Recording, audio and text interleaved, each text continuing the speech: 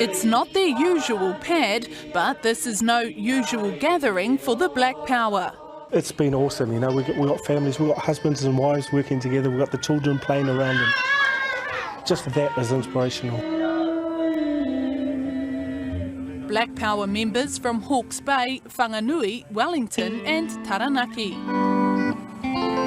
They know how people see them, but that's no longer how they want to see themselves. One of the challenges that the Black Power faces is that we are tarred with the same brush of others.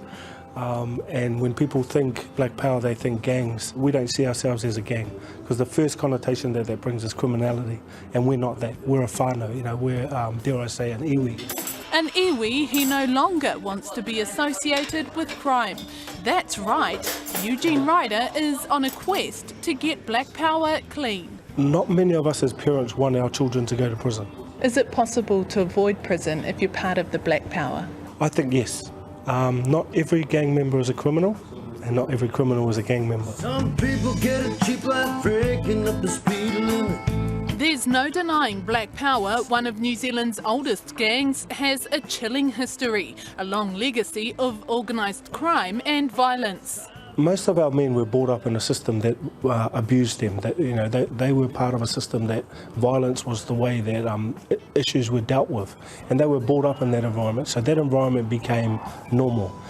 So as adults, when we were challenged with different situations, we resorted to the behaviours that we were taught as young people.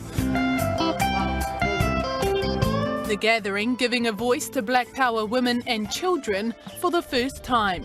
I vowed and declared that I would always tell my kids that I love them every day, all day, even if it's like 5 minutes ago, and because I never got that. Ray Whakatutu grew up with a father and stepfather who were both members of the mongrel mob. Now her husband is Black Power. Yeah, I had a upbringing. I brought up my brothers and sisters from a very young age.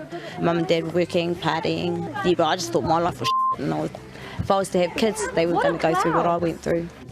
Boston Weston is 18. His father is a Black Power president. You know, I've always wanted to be like my dad. For him, Black Power is part of his identity. You know, you might get them sour faces, but at the end of the day, it's my korowai. Eugene trying to redefine what it means to be part of Black Power. Things like the way we talk to and treat our children and our wahine, our wives and girlfriends, because the way we talk and treat them is the way our children are going to learn to talk and treat other people. Being involved in the schooling of our children.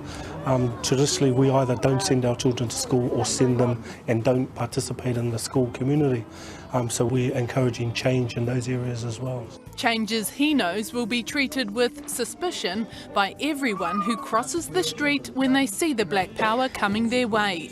Changes he wants to make nonetheless.